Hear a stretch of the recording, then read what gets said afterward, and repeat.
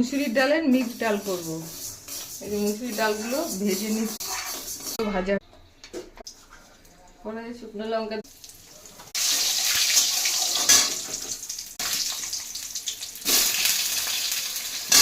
রসুন কাঁচা লঙ্কা দিয়ে দিলাম, পেঁয়াজগুলো দিয়ে দিলাম,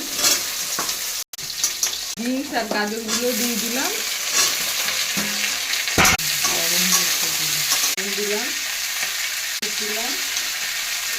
দিয়ে দিলাম,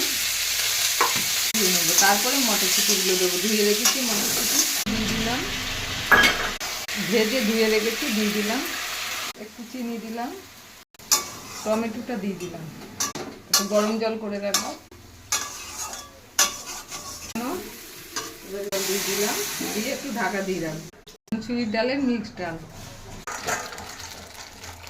তো, কিন্তু আমি দিলাম না ধনে পাতাটা।